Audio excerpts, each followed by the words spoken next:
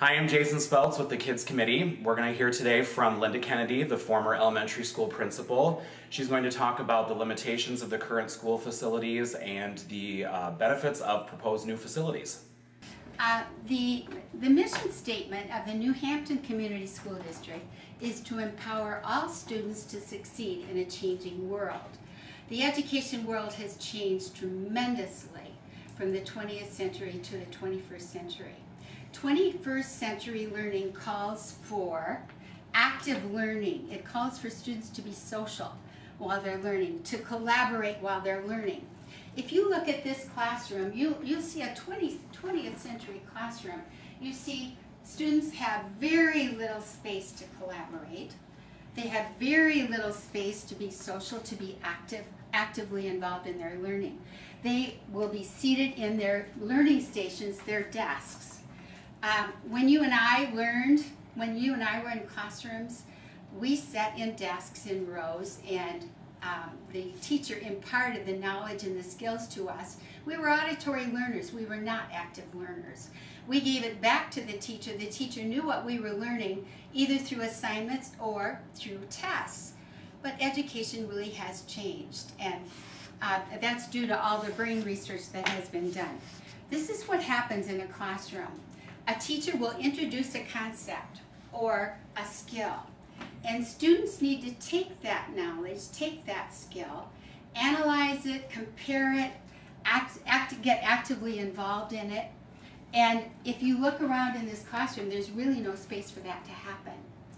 When students learn about measuring, they need to get down on the floor, they need to measure. When they are reading a story, they need to be involved in creative drama.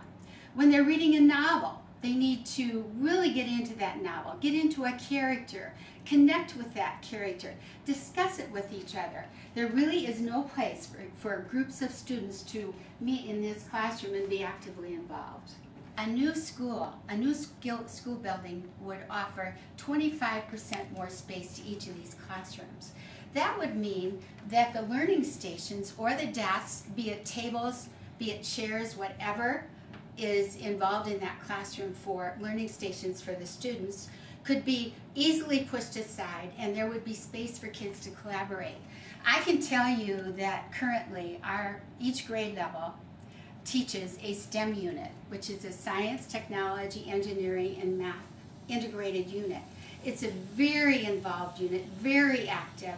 Students are given a problem at the beginning of this unit, and they are put into groups to solve this problem. And it's just such a wonderful learning experience for the students. And right now, what we have to do is check out the cafeteria or sign out the cafeteria to go in and have space. The problem with that is all grade levels want to use that cafeteria, and we have very limited time to use it, so that doesn't work either. Other issue is we often go out into the hallway. I know even myself 20 years ago when I was in the classroom, I used to shove all of my desks out in the hallway so that my students could have creative drama, could get actively involved in whatever they were learning. And I used to get in big trouble with the custodians and with the administration because it was a safety concern to have all these desks in the hallway congesting the walkways. So that doesn't work either. The rooms just need to be larger. You know, I often think of the words of Margaret Mead when I think about this project. Margaret Mead said, "It is the responsibility of every community to build a better future for their students." I don't know how we cannot pass this referendum.